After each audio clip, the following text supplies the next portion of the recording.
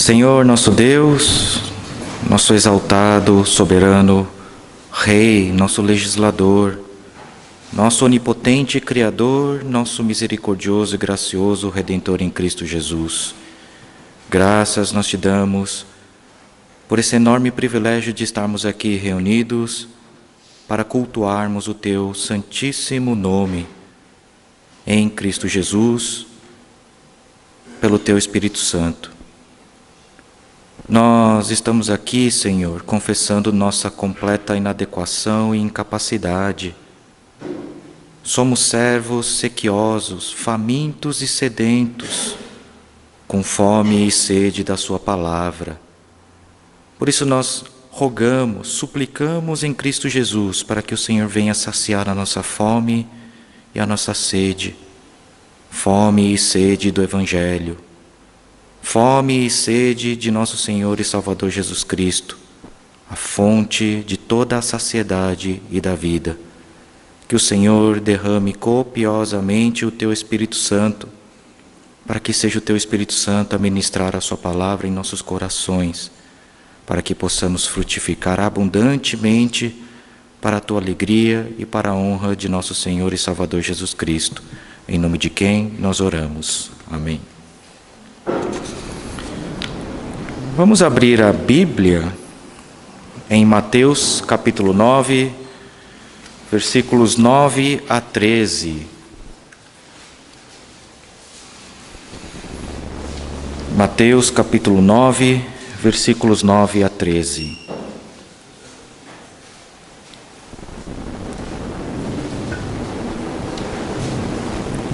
Assim diz a palavra de Deus.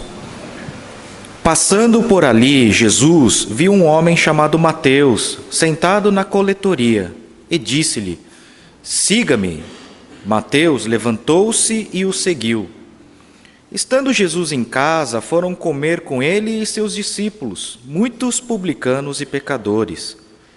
Vendo isso, os fariseus perguntaram aos discípulos dele: Por que o mestre de vocês come com publicanos e pecadores? Ouvindo isso, Jesus disse: Não são os que têm saúde que precisam de médico, mas sim os doentes.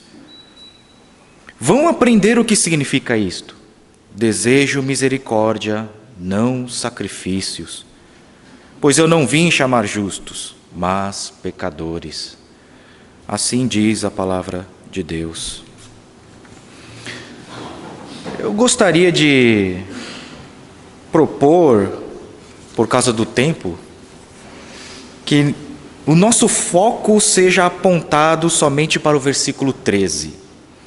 Eu vou expor o texto bíblico, mas não na inteireza da passagem que nós acabamos de ler, porque nós precisamos focar em outras passagens para que possamos entender aquilo que Jesus estava dizendo aqui no versículo 13. E veja como é importante aquilo que Jesus está ordenando. Não só é uma ordem direta do Senhor Jesus, vão aprender o significado, mas também expressa o desejo do próprio Deus. Deus deseja misericórdia e não sacrifícios.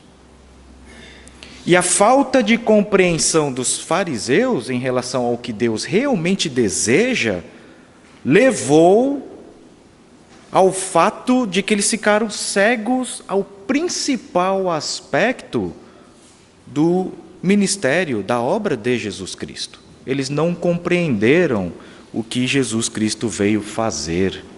Por isso, eles não compreenderam porque Jesus Cristo estava sentado comendo com publicanos e pecadores. Portanto, é extremamente importante a gente entender, não somente em obediência ao que Jesus está ordenando, vão e aprendam o que isso significa, mas é importante entender o que quer dizer, o que Deus deseja quando Ele diz: eu desejo misericórdia e não sacrifícios, para que possamos entender a verdadeira natureza da obra de Jesus Cristo. De começo, eu gostaria de fazer uma pequena correção, porque de uma maneira rápida nós podemos escorregar e entender que quando Deus diz eu desejo misericórdia e não sacrifícios, nós podemos facilmente levar isso para o lado das obras. Isso porque nos nossos dias, consultando um dicionário, misericórdia pode significar pena causada pela miséria alheia. Misericórdia pode ser sinônimo de comiseração, compaixão, piedade, perdão ou graça concedida em consequência do sentimento de misericórdia. Ou pode ser um ato por meio do qual a gente beneficia alguém por caridade. Então nós associamos a palavra misericórdia a um sentimento que brota do nosso interior de comiseração pelos desprovidos de poder em situações vulneráveis, em compaixão e piedade. Então, nós podemos responder à pergunta, o que isso significa? O que significa Deus dizer que deseja misericórdia? Ora, Deus deseja que nós tenhamos compaixão, comiseração, piedade por aqueles que estão em situação vulnerável. E aí, facilmente nós podemos escorregar para o caminho das obras sociais, como se o mandamento de Deus se esgotasse nisso. Por favor, não me entendam mal, essas coisas têm o seu lugar.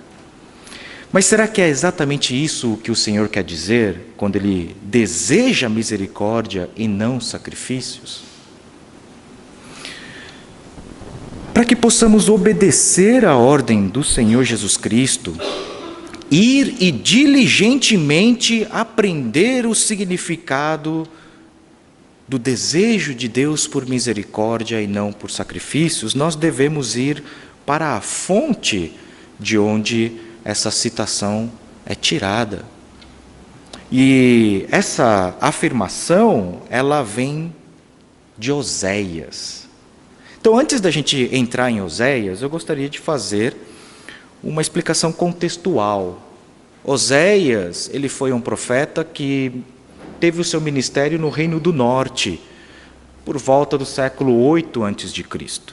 É sempre bom lembrar que o reino de Israel permaneceu unido somente até Salomão. Davi, Salomão, o reino permaneceu unido. Mas a partir do filho de Salomão, Roboão, o reino de Israel se dividiu em dois. O reino do norte continuou sendo chamado de Israel, a capital era Samaria. E o reino do sul passou a ser chamado de Judá e a capital era Jerusalém. A capital, Jerusalém, permaneceu leal à linhagem de Davi, a Roboão, mas Jeroboão I foi eleito rei do Reino do Norte, e passou a reinar a partir de Samaria. E Oséias, ele foi chamado para ministrar profeticamente no Reino do Norte, por volta do século 8 a.C., e numa época muito conturbada. Oséias, assim como Jeremias, mais ou menos 150 anos depois, só para usar um número redondo, Jeremias pregou para a última geração de Jerusalém, Oséias pregou ali nos últimos momentos da existência do Reino do Norte, antes de Samaria ser destruída pelos assírios. Então, ao longo de 25 anos, mais ou menos, foram 6 reis que sucederam o trono de Samaria, e dentre os quais 4 foram assassinados pelos usurpadores do trono.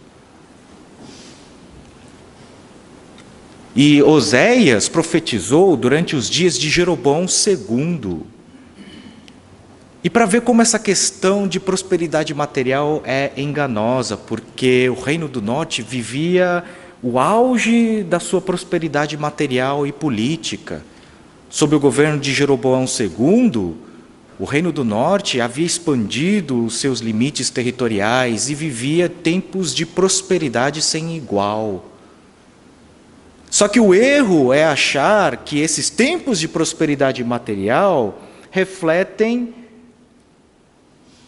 a situação espiritual do povo, porque a situação espiritual do povo estava indo de mal a pior.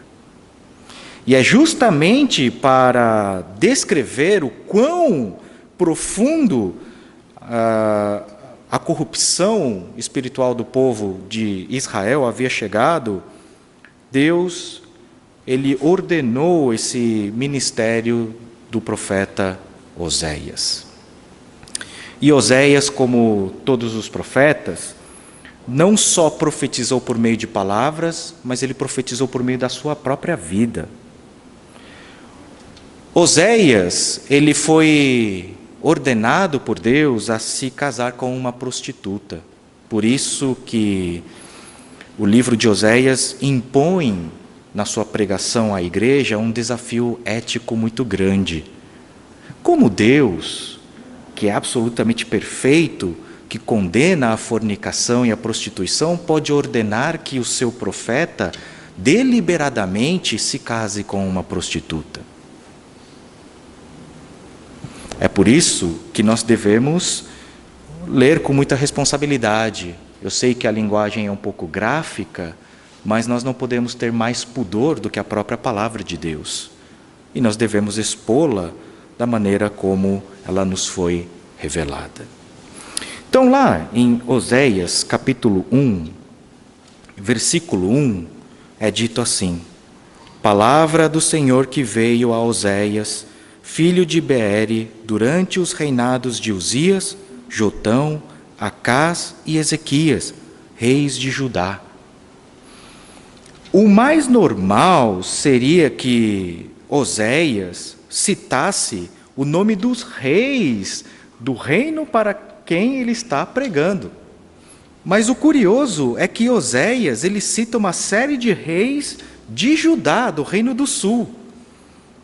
E apenas o nome de Jeroboão II, filho de Jeoás, rei de Israel. É como se os reis anteriores a Jeroboão não merecessem sequer serem citados. Tamanha era a sua corrupção moral. E olha que muitos desses nomes que aparecem aqui no Reino do Sul, Acás, por exemplo, ele fez o que era mal diante dos olhos de Deus. Ele sacrificou seus próprios filhos ao deus Moloque. E sacrificar os seus próprios filhos ao deus Moloque significa que ele...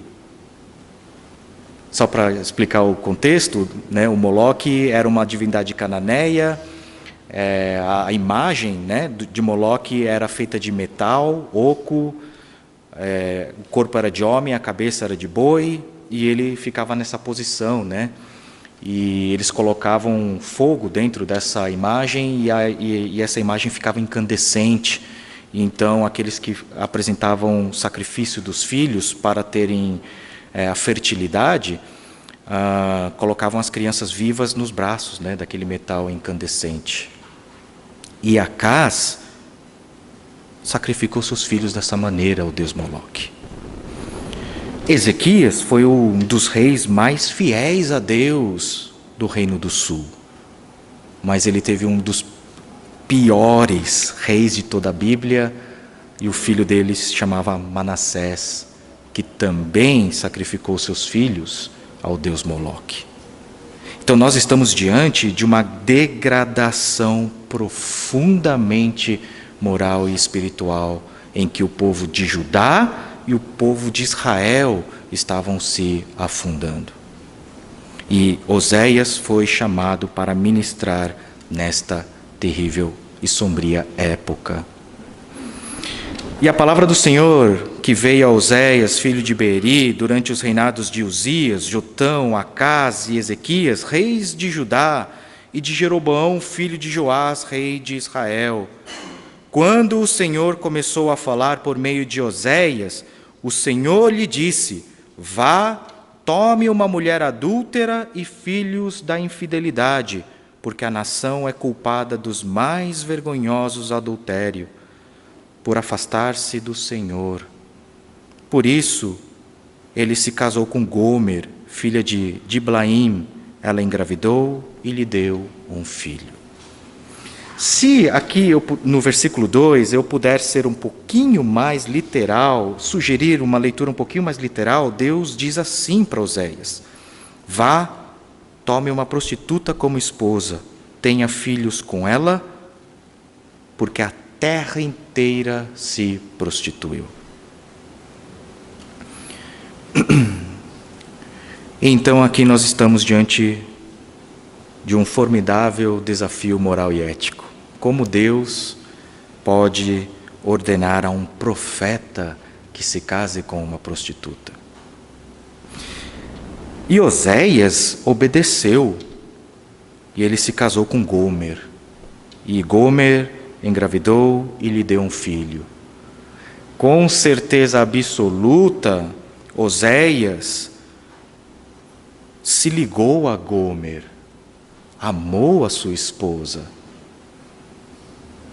Até talvez tenha planejado um futuro com a sua esposa, teve filhos com ela. Talvez, casando-se com Gomer, agora ela não tenha mais a necessidade de se prostituir, porque agora Oséias pode prover casa, vestes, alimentos. E agora, tendo um filho, não há mais a necessidade dela se prostituir. Então, todo aquele vínculo de Oséias com a sua esposa Gomer, não tenho dúvidas que existiu. Mas aqui a questão é que quando o Senhor ordena que Oséias se case com uma prostituta, ele não necessariamente está ordenando que Oséias entre num lugar específico para escolher uma mulher especificamente corrupta, especificamente adúltera. Quando nós lemos que Deus ordena que Oséias case-se com uma adúltera, com uma prostituta, e nós lemos a razão disso, é que toda a terra havia se prostituído. Isso significa que qualquer mulher que Oséias tomasse como esposa seria uma adúltera. Tamanha a degradação social e espiritual a qual a sociedade de Israel havia se entregado. Não havia mais o valor do casamento, da família, não havia mais os vínculos ligados ao casamento. Em palavras mais simples, o que estava na moda naquela época eram os relacionamentos descompromissados. Aquilo que numa linguagem moderna seria o poliamor, seria o ficar. Então, qualquer mulher que Oséias tomasse como esposa seria uma adúltera.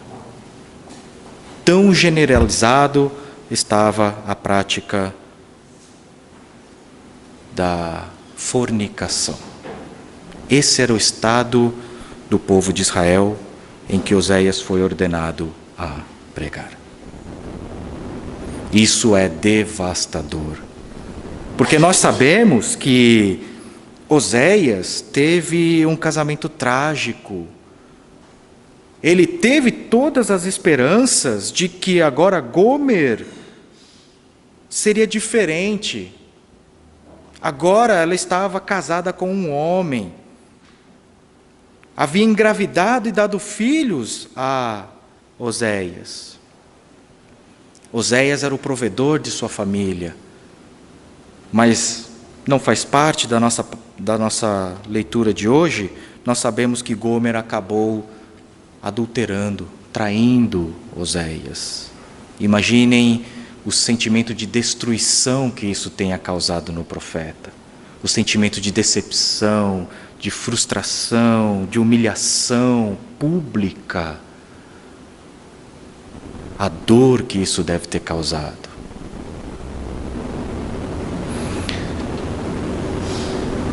Só que talvez Gomer tenha se arrependido e renovado seus votos com Oséias. E Oséias, esperançoso de que a sua esposa tenha aprendido a lição, tenha perdoado e reatado o seu casamento com a sua esposa. Ela errou e agora está arrependida e eu posso perdoá-la. Ela não vai errar novamente. Então nós sabemos tragicamente que Gomer prostituiu novamente, adulterou novamente, traiu novamente. Imaginem a dor do profeta, desse relacionamento quebrado, a dor da traição, a dor da frustração, a dor da quebra de talvez um dos vínculos mais sagrados que possa haver entre um homem e uma mulher, que é o vínculo do casamento. Tão íntimo que homem e mulher se unem como se fosse uma só carne. Esse vínculo ser quebrado da maneira mais traiçoeira e covarde. Nós não estamos aqui diante de uma situação fácil. Oséias deve ter ficado devastado. Porque para Deus, o casamento é uma das metáforas mais vivas a respeito do que Ele deseja com o seu povo. E o que Deus deseja do seu povo fica resumido na fórmula: eu serei o seu Deus e vocês serão o meu povo. Vocês não terão outros deuses, assim como a esposa não deve ter outros maridos. E eu serei o vosso Deus, eu jamais os desamparei e jamais os abandonarei. Assim como o marido jamais deveria abandonar e desamparar a sua esposa. Então, o que Deus está dizendo aqui é que o que Ele deseja do seu povo é um vínculo tão íntimo,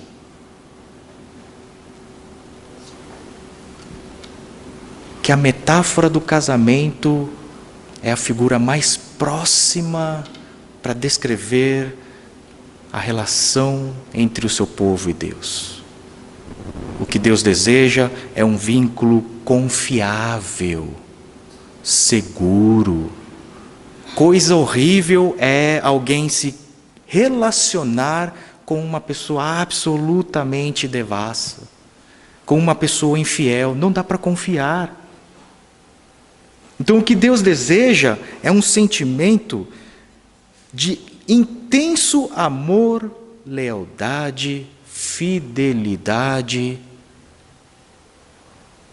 segurança, provisão, estabilidade, tudo aquilo que deveria envolver esse relacionamento conjugal entre homem e mulher num casamento.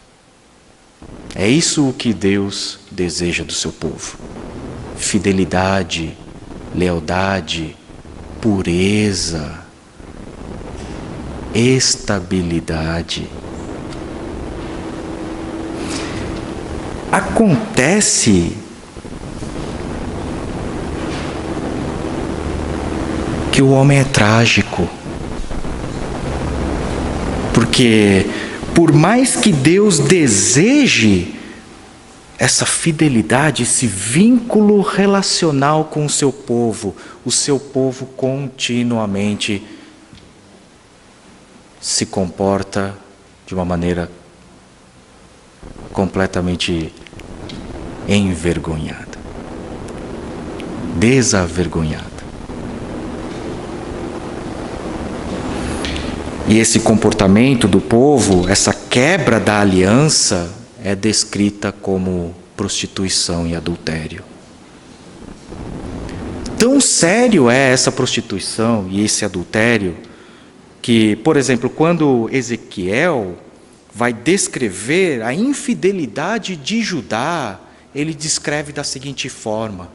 Imaginem o seguinte, existem muitos casados aqui. Imaginem que o cônjuge que está ao seu lado se entregue à traição, ao adultério. Ele quebre covardemente, ele ou ela, quebre covardemente todos os laços matrimoniais, todos os deveres de fidelidade, lealdade, de pureza, e ele se entregue a uma vida de adultério constante. Quando ele é pego, ele jura novamente: nunca mais farei isso, me perdoe. E ao receber o voto de confiança renovado novamente, ele traiçoeiramente se entrega à traição de novo e de novo e de novo. Não é suficiente que isso aconteça, mas os filhos do casamento, ele os entrega para morrerem diante de ídolos. O que nós faríamos se o meu cônjuge pegasse o meu precioso filho e o queimasse vivo para um ídolo?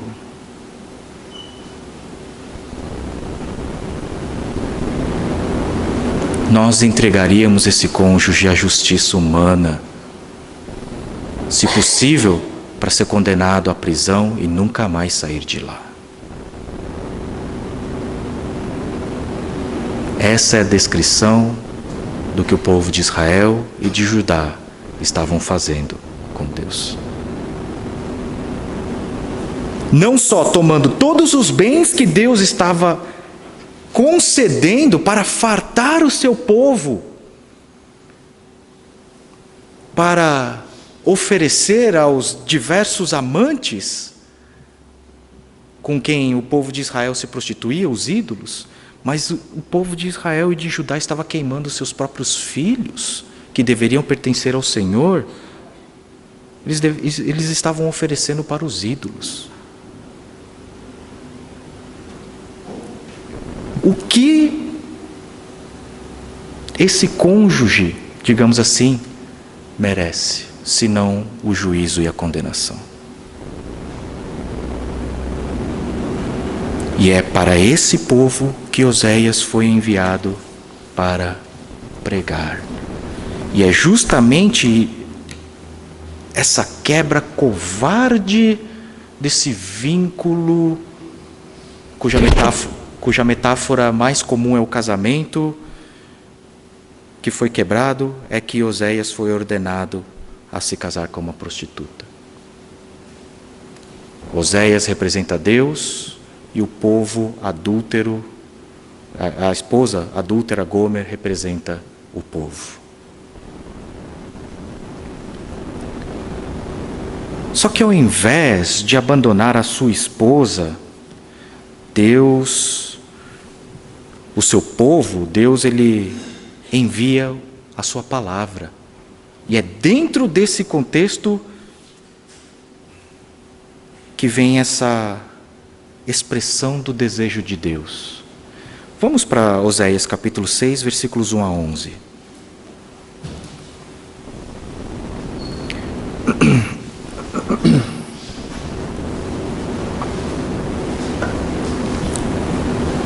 Oséias capítulo 6, versículos 1 a 11. Venham, voltemos para o Senhor. Ele nos despedaçou, mas nos trará cura. Ele nos feriu, mas sarará nossas feridas. Então, como parte do juízo para o povo que estava quebrando esse vínculo de maneira covarde, de maneira ímpia, o Senhor havia levantado um terrível exército, o exército assírio, como juízo contra o seu povo. E em resposta ao sofrimento, o povo parecia querer voltar para Deus. Vamos voltar para o Senhor. Ele nos despedaçou, mas Ele também pode nos trazer a cura. Ele nos feriu, mas Ele sarará as nossas feridas. Afinal, Ele é o nosso Deus. Sim, nós somos pegos em nosso adultério, em nossa infidelidade. Vamos voltar a Ele e pedir perdão e prometer que nunca mais vamos traí-lo novamente. Porque afinal de contas, depois de 2 dias, Ele nos dará vida novamente. Porque a punição para o adultério naquela época era extremamente sério. A punição para o adultério era a morte, tanto do homem quanto da mulher. Sim, nós fomos pegos em adultério. Sim, nós fomos pegos em nossa prostituição e nós sofremos o juízo. Mas versículo 2: depois de 2 dias Ele nos dará vida novamente. Ao 3º dia nos restaurará, para que vivamos em Sua presença. Conheçamos o Senhor, esforcemo-nos por conhecê-lo, tão certo como nasce o sol, Ele aparecerá. Veja como o Senhor, Ele é descrito em termos de absoluta confiabilidade, de fidelidade e lealdade. A figura para representar Deus é o sol que nasce. Ele é tão fiel, tão leal, tão verdadeiro, que Ele é comparado ao sol que nasce todos os dias. Então é como se o marido olhasse para a esposa e confiasse tanto nela, e ela fosse tão segura, tão fiel e leal, que possa ser comparado ao sol que nasce todos os dias. Eu posso estar seguro que amanhã o sol nascerá, e depois de amanhã, e depois, e depois. Tão constante, fiel e leal Deus é. Conheçamos o Senhor, esforcemo-nos por conhecê-lo. Tão certo como nasce o sol, Ele aparecerá. Virá para nós como as chuvas de inverno, como as chuvas de primavera que regam a terra. Para o povo de Israel, essas 2 chuvas eram importantíssimas. Eram as chuvas do começo da estação da colheita e do final. E Deus, Ele é retratado de uma forma absolutamente fidedigna. Nós podemos confiar nele, nós podemos nos reclinar sobre ele, nós podemos esperar por ele, como nós esperamos pelas chuvas de inverno, pelas chuvas de primavera. É um marido absolutamente leal, fiel, providente, confiável, verdadeiro.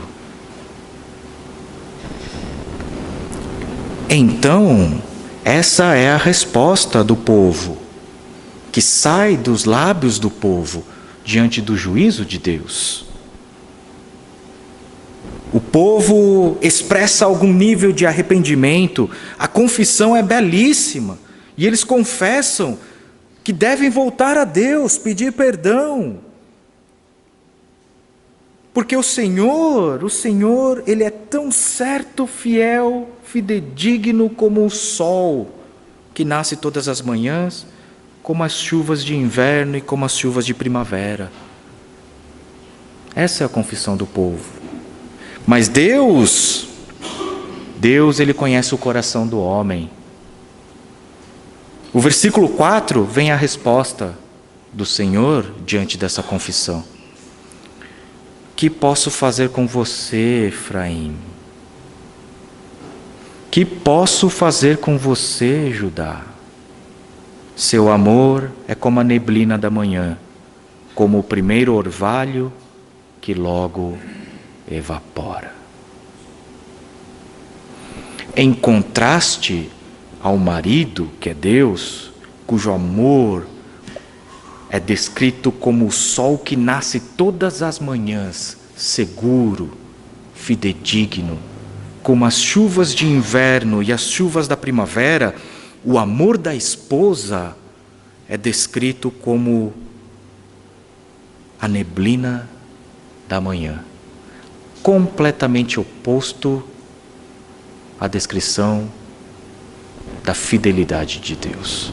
Se Deus aqui é comparado às chuvas de inverno, às chuvas de primavera, ao sol que nasce todos os dias, e nós podemos esperar que amanhã haverá o nascer do sol, o amor de Efraim, o amor de Judá, o amor do homem a Deus é descrito como uma neblina da manhã, cedo passa.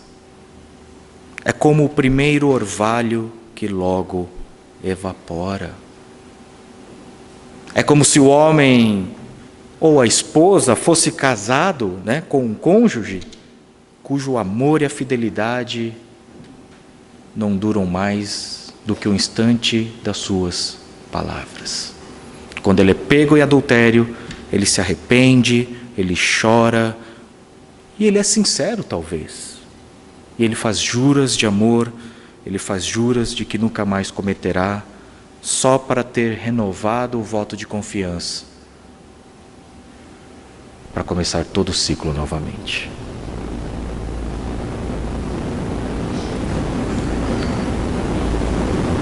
Por isso, Deus declara no versículo 5: eu os despedacei por meio dos meus profetas, e os matei com as palavras da minha boca. Os meus juízos reluziram como relâmpagos sobre vocês. Porque a punição para tão perverso adultério, para a prostituição incurável, para uma quebra tão covarde deste vínculo tão sagrado, a punição é o juízo, é a morte. Mas Deus declara no versículo 6: pois desejo misericórdia e não desejo sacrifícios. O que eu desejo é o conhecimento de Deus em vez de holocaustos. Então, dentro dessa situação trágica e devastadora de traição mais vil, Deus ele declara: eu não desejo o sacrifício de vocês. Eu não desejo confissões labiais, eu não desejo a performance de ritos. O que eu desejo é misericórdia. Por isso que entender misericórdia é tão fundamental. Porque Deus, dentro desse contexto de quebra de aliança, de adultério, de prostituição, de perversidade, de deslealdade, infidelidade, Deus ele expressa o seu mais profundo desejo: eu desejo misericórdia.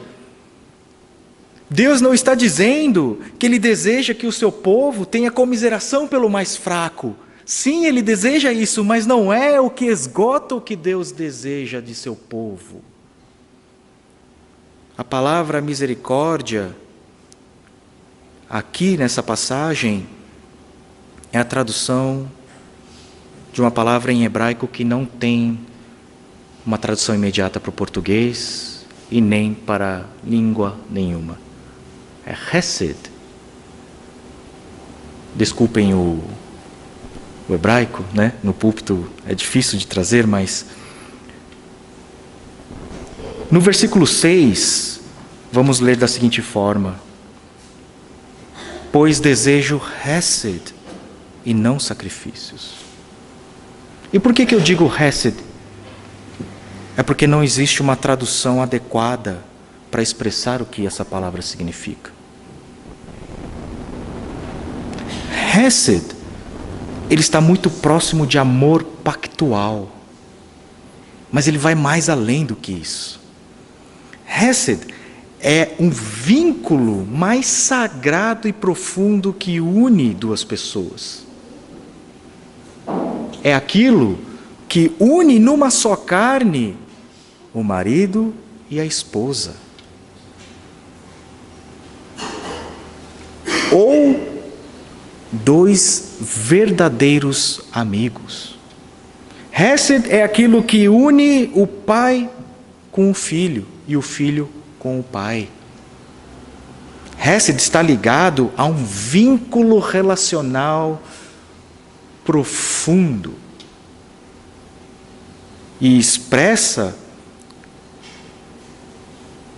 no amor, na fidelidade, na pureza, na lealdade. É isso que Deus deseja do seu povo.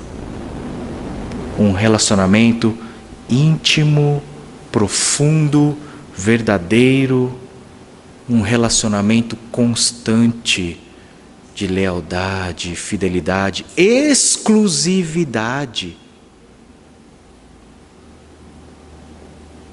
Mas nós vivemos tempos tão difíceis que nós não entendemos mais essas palavras.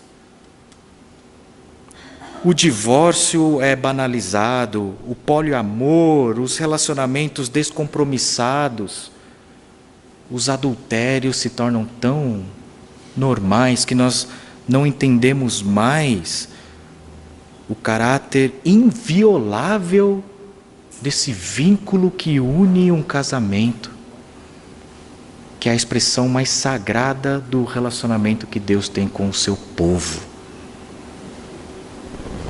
Então, quando Deus ele diz: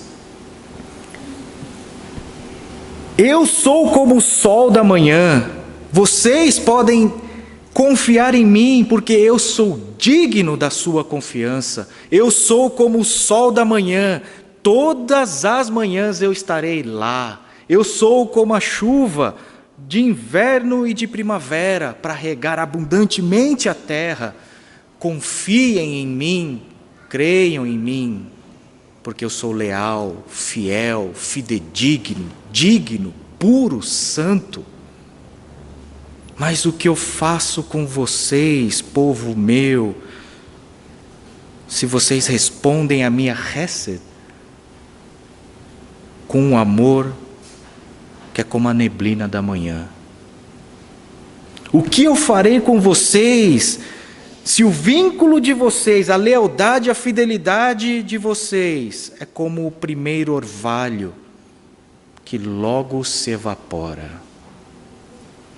Porque eu não desejo os seus sacrifícios, eu desejo hesed, eu desejo esse vínculo seguro, exclusivo com vocês, assim como uma esposa deseja isso do seu marido, e assim como o seu marido deseja isso da sua esposa. Eu desejo misericórdia, não sacrifícios. Eu desejo conhecimento de Deus em vez de holocaustos. Conhecimento aqui não é conhecimento apenas intelectual. O conhecimento aqui é a metáfora desse relacionamento íntimo com Deus. Veja o exemplo. Adão conheceu Eva e teve Caim. É isso o que Deus deseja de seu povo. Um relacionamento puro, imaculado, exclusivo, em que Ele é conhecido pelo seu povo. E o seu povo não conhece outro Deus a não ser o próprio Senhor. Mas na cidade de Adão eles quebraram a aliança e me foram infiéis. Gileade é uma cidade de ímpios, maculada de sangue. Assim como os assaltantes ficam de emboscada à espera de um homem, assim fazem também os bandos de sacerdotes. Eles assassinam na estrada de Siquém e cometem outros crimes vergonhosos. Vi uma coisa terrível na terra de Israel. ali Efraim se prostitui, e Israel está contaminado. É como se aos olhos puríssimos do Senhor, representado por um marido absolutamente fidedigno, o povo fosse pego adulterando. O sentimento devastador que isso causa. E o Senhor dizendo: eu desejo fidelidade, misericórdia, hesed, eu desejo lealdade, eu desejo o amor e a exclusividade de vocês. E vocês não só estão quebrando essas alianças, como estão pegando os meus filhos e queimando para ídolos, assassinando, montando emboscadas. Que é isso?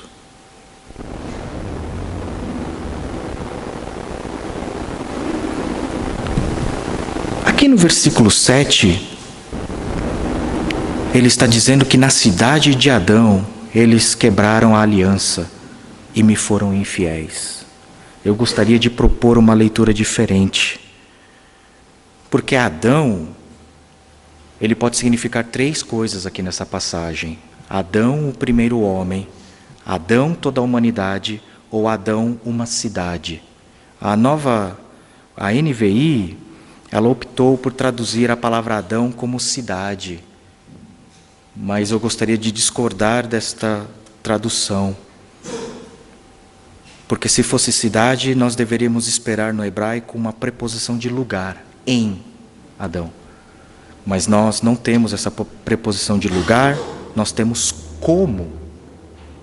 Então o que Deus está dizendo é que Ele deseja misericórdia, não sacrifícios. Ele deseja conhecimento de Deus ao invés de holocaustos. Mas como Adão, eles quebraram a minha aliança e me foram infiéis. Então o que Deus está dizendo? Que todas essas pessoas da geração de Oséias e anterior, todos eles, como Adão, quebraram a minha aliança. E isso é uma notícia trágica. Porque não importa se Adão é o primeiro homem, ou se Adão é a humanidade, o que Deus está dizendo é que todos são adúlteros. Todos são infiéis. Todos cometeram prostituição.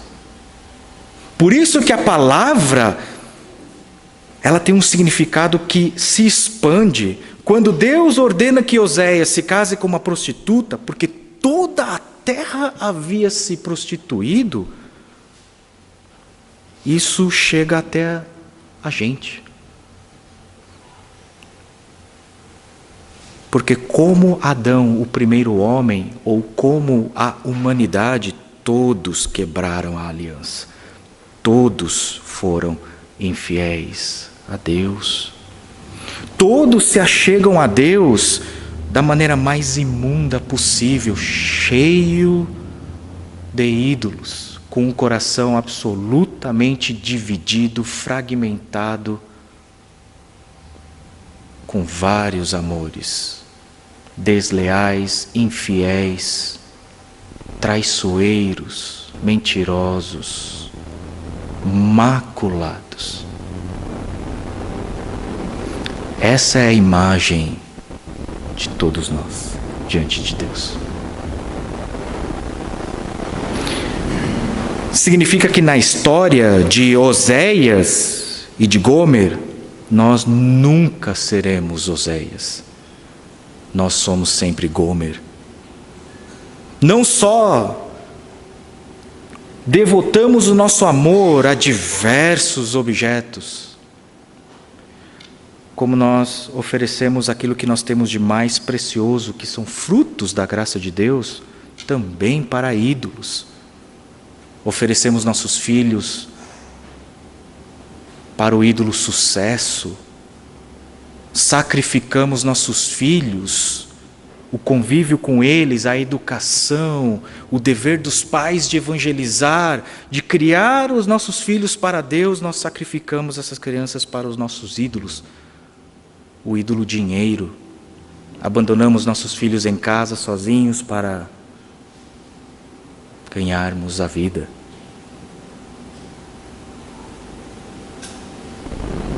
Somos como Adão, somos quebradores da aliança, somos adúlteros, desavergonhados, tragicamente incuráveis das nossas prostituições. Todos vocês, dignos de morte justa. E aos olhos puríssimos de Deus, as nossas vidas são terríveis. Versículo 10. Eu vi uma coisa terrível na casa de Israel. Ali Efraim se prostitui e Israel está contaminado.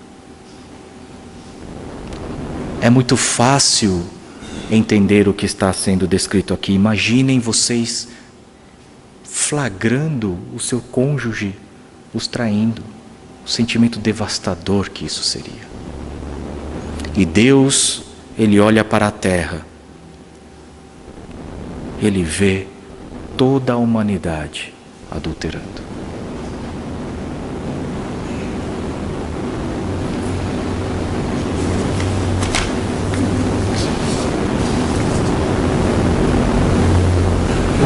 E Ele diz à sua esposa infiel, Ele diz à humanidade: eu desejo misericórdia, eu desejo hesed e não os seus sacrifícios. O que Deus está desejando aqui? São os seus bens? É a sua oração apressada, os seus sacrifícios? Um culto superficial de domingo e nada mais? Não. O que Deus deseja é esse mais profundo vínculo com você. Hesed, que permeia os relacionamentos mais íntimos, familiares e sociais. Exclusividade. Eu serei o seu Deus e vocês serão o meu povo. Lealdade, fidelidade, estabilidade, confiança. Mas tudo que nós somos é descrito como adúlteros.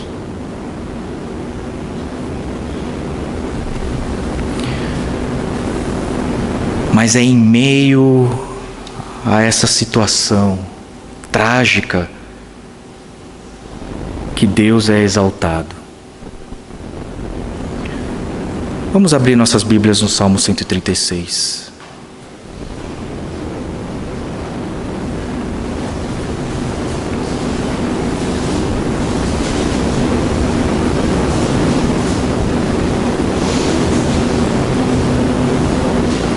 No Salmo 136, o Senhor é louvado por um atributo dele. Versículo 1: Deem graças ao Senhor porque Ele é bom. O seu amor dura para sempre.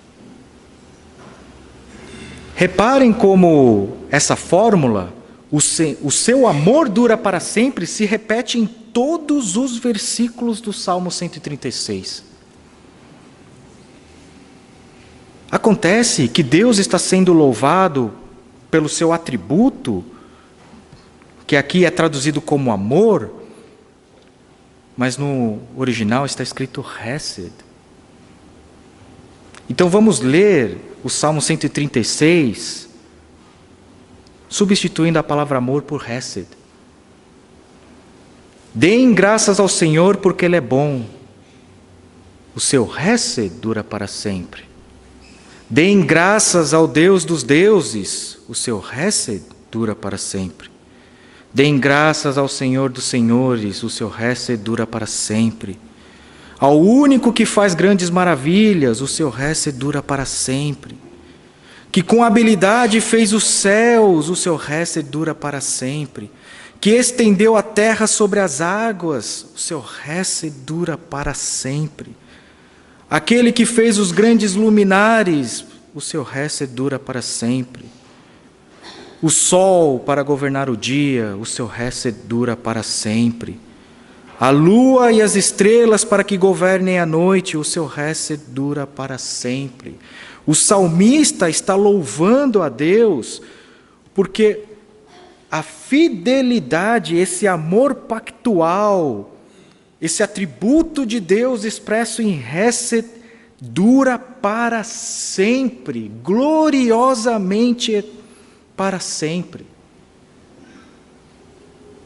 Deus, aqui nessa primeira parte, é louvado porque Ele criou tudo o que existe e mantém um relacionamento tão íntimo com toda a criação que Ele criou, que Ele é louvado pelo seu amor eterno. Os deístas, eles creem que Deus criou o mundo, dotou de leis, virou as costas e foi embora, e deixou o mundo funcionando. Não. As Escrituras declaram: Deus se importa com cada aspecto da criação. A razão dele ter criado tudo o que criou, a glória da criação, o céu, as águas, o sol para governar o dia, a lua e as estrelas para governar a noite, a razão foi dada, porque a sua hesed, a sua fidelidade, o seu amor pactual, o seu vínculo com tudo aquilo que Ele criou é eterno e glorioso.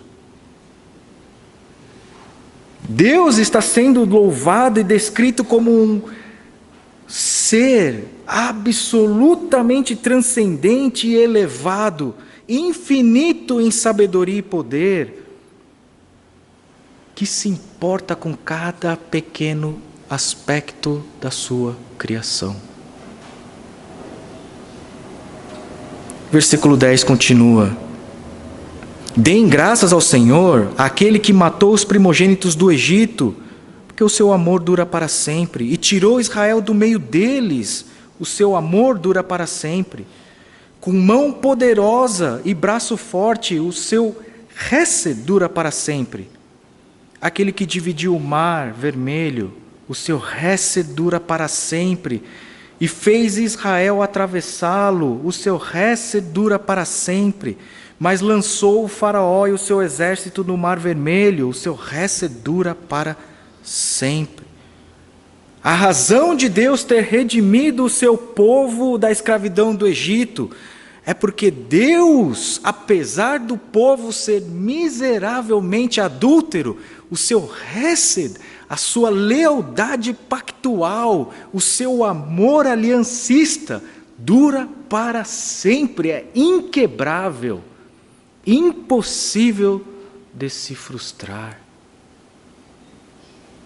Por que Deus libertou o seu povo da escravidão do Egito? Porque o povo merecia? Não. Por que Deus redimiu o seu povo da morte no Egito? Porque Deus é absolutamente leal, fiel, constante, ainda que seu povo seja como o orvalho da manhã. Por isso Ele é glorificado, graças a Deus que Ele é eterno. Deem graças ao Senhor, aquele que conduziu o seu povo pelo deserto, o seu hesed dura para sempre. Que feriu grandes reis, o seu hesed dura para sempre. Matou reis poderosos, o seu hesed dura para sempre. Seom, rei dos amorreus, o seu hesed dura para sempre. E Og, rei de Bazã, o seu hesed dura para sempre. E deu a terra deles como herança, o seu hesed dura para sempre. como herança ao seu servo Israel, o seu hesed dura para sempre. Aquele que se lembrou de nós quando fomos humilhados, o seu hesed dura para sempre. E nos livrou dos nossos adversários, o seu hesed dura para sempre. Aquele que dá alimento a todos os seres vivos, o seu hesed dura para sempre. Deem graças ao Deus do céu, o seu hesed dura para sempre.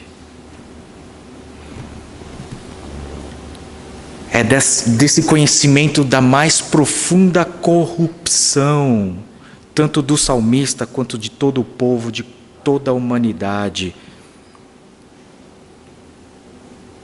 que esse salmo levanta louvor à absoluta fidelidade de Deus. Graças a Deus que Deus é absoluta e gloriosamente fiel. E não nos entregou a nossa própria prostituição.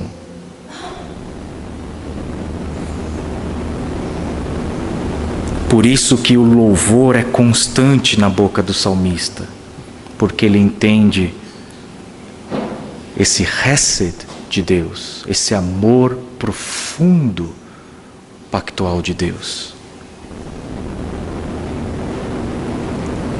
E é por isso então que nós descobrimos que é justamente isso que Deus deseja do seu povo. Hesed, esse vínculo com Ele.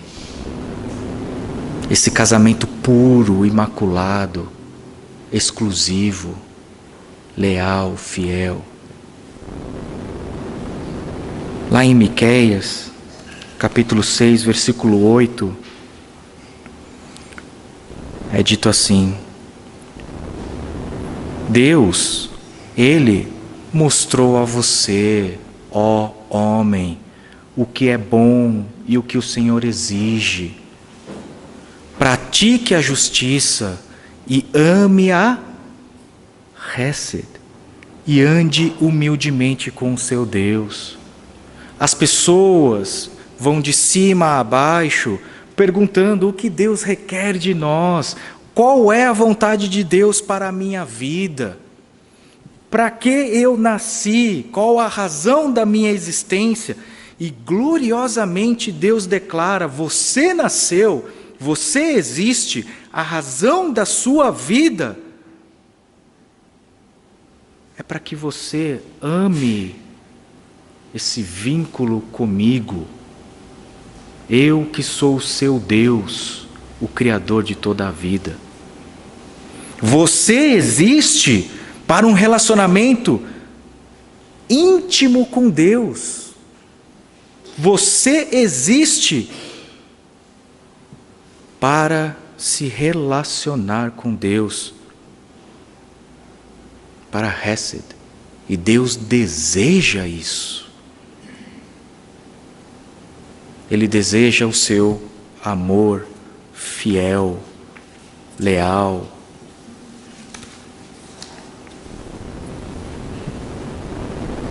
Hesed.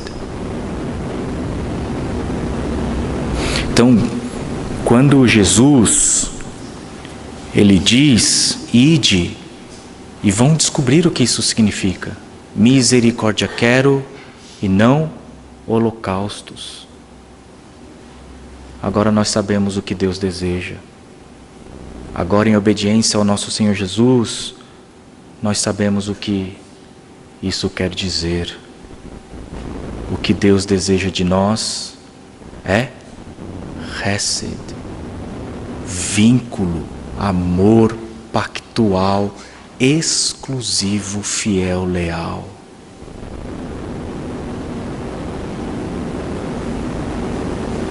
Mas como Adão, seja como nosso cabeça federal, ou como Adão, toda a humanidade, nós somos adúlteros incuráveis.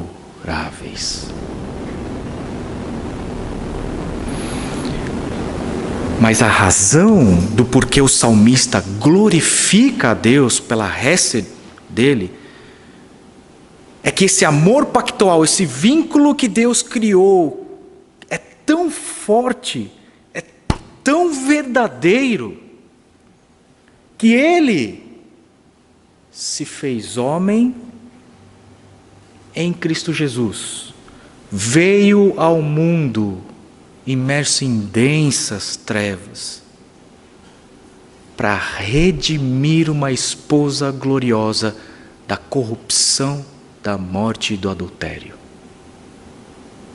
Ele comprou com o seu próprio sangue a vida de uma esposa absolutamente indigna e a transformou em uma gloriosa noiva virtuosa.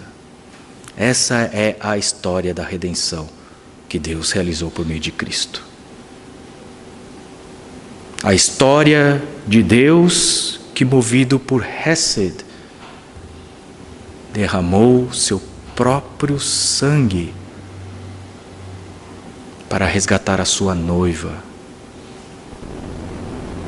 da morte. Por isso que lá em Mateus 25, vamos abrir nossas Bíblias em Mateus 25.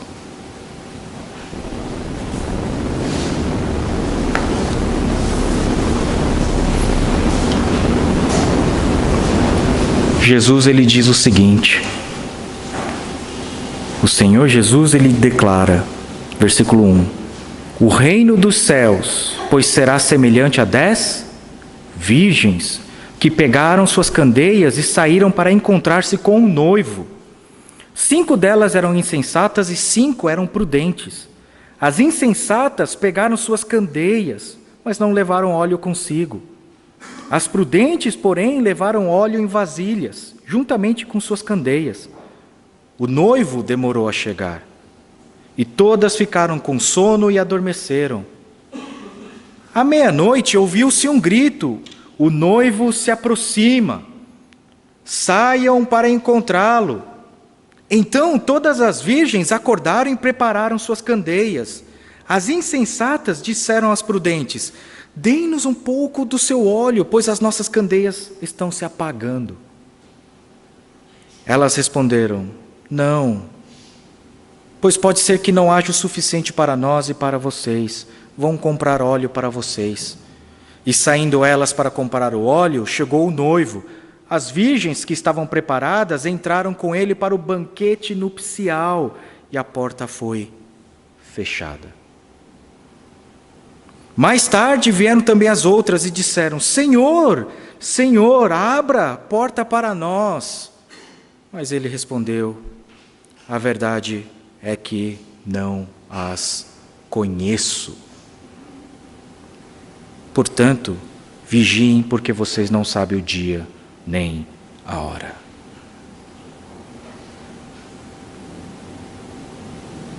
O Senhor Jesus, ele está nos dando uma preciosíssima lição do que é o reino dos céus.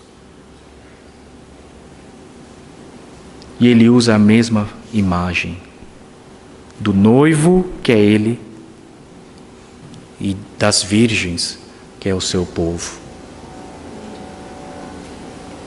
10 virgens pegaram suas candeias e foram se encontrar com o noivo. Só que o noivo se demorou a chegar. 5 delas não levaram óleo extra. 5 eram prudentes e levaram. Demorando-se o noivo, todas elas adormeceram.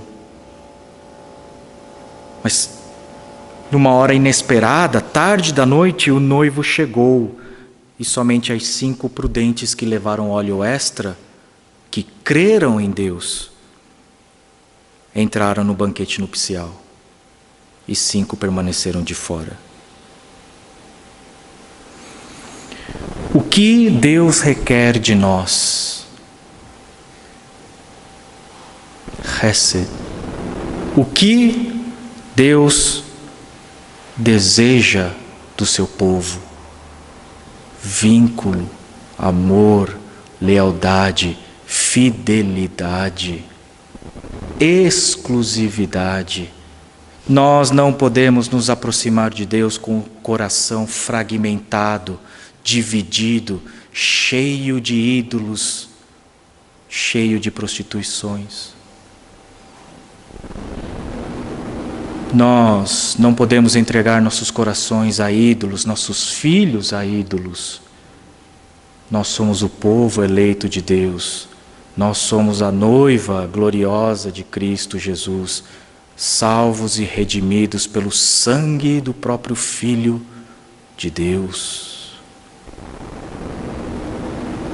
Porque fora de Cristo,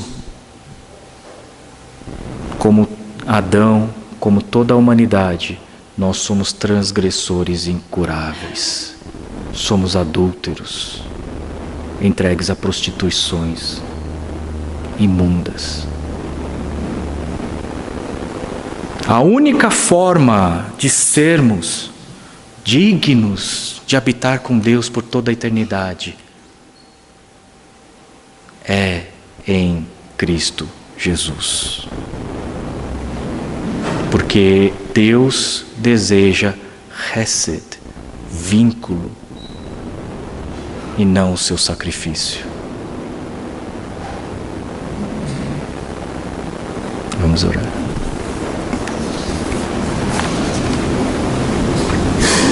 Senhor, nosso amado, nosso misericordioso Deus, graças nós te damos